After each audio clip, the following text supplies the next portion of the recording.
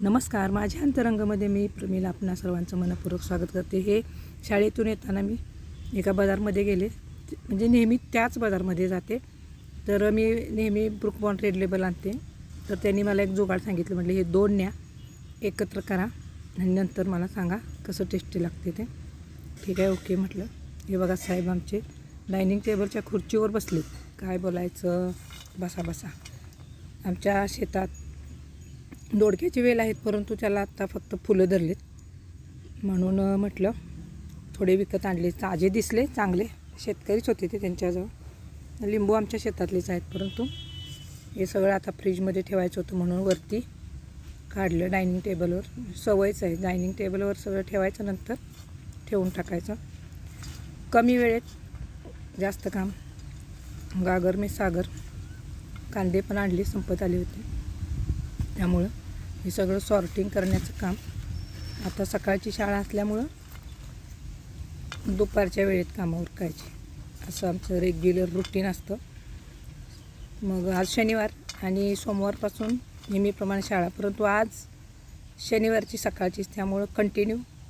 हे बघा आमच्या मिस्टरांचे हे आवडते सोबती, त्यांना म्हटलं कशाला कोंबड्या पाळताय, तर ते म्हणतात तुझे वडील सर्व्हिस लावते, मी शेतकऱ्याचा मुलगा आहे, त्यामुळं ऐकत नाहीत, पाळतातच। त्यांना कोंबड्यांची प्रचंड आवड आहे, त्यामुळे त्यांच्यासाठी भरपूर मोठ्या प्रमाणात पैसे खर्च करून त्याने असं छान असं घर उभा केले आणि ते त्या ठिकाणी कोंबड्यांचं पालन करतात। तर हे देखील आमच्याकडे आहे। आणि हे शस्त्र तुम्ही ओळखत असाल, शस्त्र नाही आहे, नारळ सोलण्याचं हे काम बाकी माझ्याकडं असतं, सोलायचं आणि खोबरं काढायचं। आता चटणी करायची आहे म्हटल्यावर सुके नारळ फोडून त्याचं खोबरं करायचं।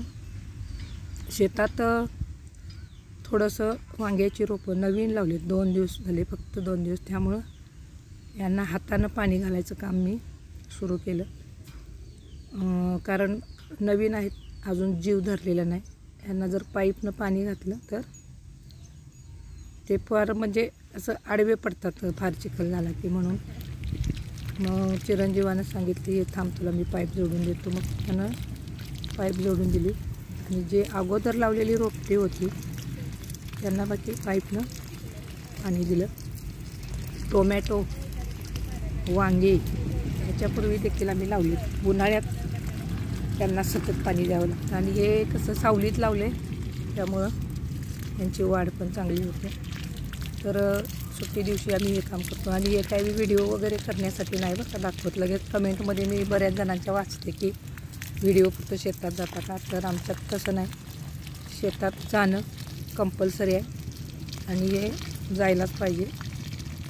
सगळेच आम्ही जातो आणि शेतातली कामं बघतो, त्यामुळं शेतात कंपल्सरी जाणं असतं। 1 तास वेळ मिळू दे, अर्धा तास वेळ मिळू दे, शेतात जायचं। गेलं नाही तर मग ओरडा बसतो, त्यामुळं आम्ही देखील काळजीनं ही कामं करतो। आणि मग शेवटी मी पाईप जरी जोडलेली असली तरी देखील स्टीलच्या बादलीतून थोडंसं पाणी घेतलं आणि हातानंच घालण्याचं काम केलं। म्हटलं छोटी रोपटी आहेत आणि त्याला पाईपनं पाणी घालणं काही बरोबर नाही, त्यानं अजून मुळं धरलेली नाहीत। 1 आठवडा 10 दिवस गेले अजून की नंतर पाईपनं पाणी घालायचं, तोपर्यंत हातानं पाणी देण्याचं काम मी केलं।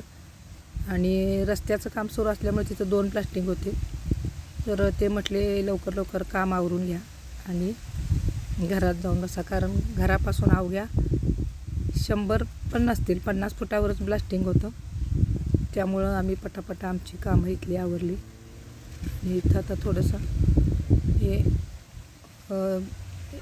ह्याच्या झाडाखाली, म्हणजे मी परवा दाखवली का कॉट ठेवलेली, तिथं ना भरपूर सावली असते आणि ही कॉट, आणि इथं मला दुपारची मी घरी नसते, तर आज घरात असल्यामुळं म्हटलं जरासं बसून बघावं कसं फिलिंग असते ते। मला फारसं तिथं बसायला मिळत नाही, मी घरी नसल्यामुळं।